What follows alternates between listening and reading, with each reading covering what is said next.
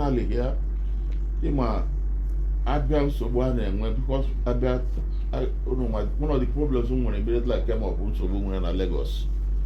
Ha bịara ntaji anya mmadụ group bịa dị hala prosperous ebido n'ime ha nsogbu enye ha nsogbu.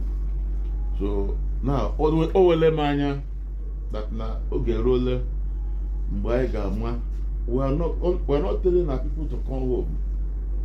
We're telling our people to diversify.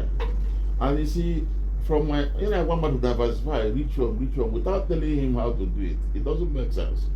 So what I have done now, I have now established the Ohanaeze Ndigbo, what you call international market in all the state, in every state capital. This international market, I got one, already I am with 200 hectares of land. Now Abia, that one is already. They have brought to me the drawings, some of the preliminary drawings, and then you see a developer is a champion, is lead. Then Ohanaeze is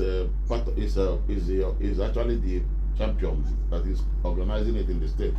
But the good thing I can tell you here. This developer will be financed by Platinum Bank. The bank has already offered the money to finance it. What we are going to achieve is that it's not just in Igbo, please call home. No. I got this Igbo. Look, I am with medicine.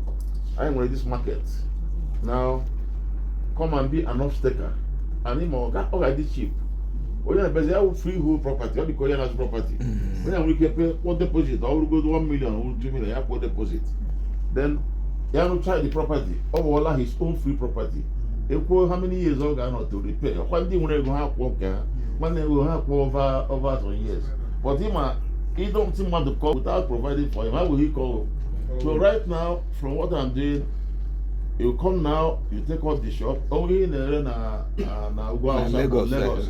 Give you some bute no. Yes. And that will do two things. One, boost and services in Igbo. Number two, I get employment. You will tell me we get many more employed. So you can imagine I get over 2,000 shops. Can you imagine about 2,000 shops about three people employed? You know, it's a lot of money. It's a lot. So, you know, because you see more Chineke in brain. That brain is enable us to solve our problems. So that is what we are using now in Ohanaeze. We are going to do it. We are going to solve our problems. So we are doing that, and then we are also working. Uno money here in America, Bengara, almost ndị ọcha si na when na ha many centuries ago. Na ha hapụ will na message. Kọwara ụmụ ha si na ha ebe shi buru ha ga America na ọwụ n'ala Igbo. So ọkwa na ha ụmụ ha chọta ebe ndị Igbo nọ. So mgbe m ruru America, great people apụta si na ha ndị Igbo. Unu ụlọ anya people like McHenry, an internet billionaire. Ọ sị na ya onye Igbo. McHenry, onye nke ọzọkwa General Ward, one of the great generals in America. I think the only black man who has commanded the NATO. He's a very highly respected man in America. After in public. Now, in Women at the Hall African Museum that day near White House in Washington, it was fantastic. Then the Ndigbo with the masquerade. I think I watched it. It was a very fantastic thing. You see, in the America, well, not America, some Ndigbo now.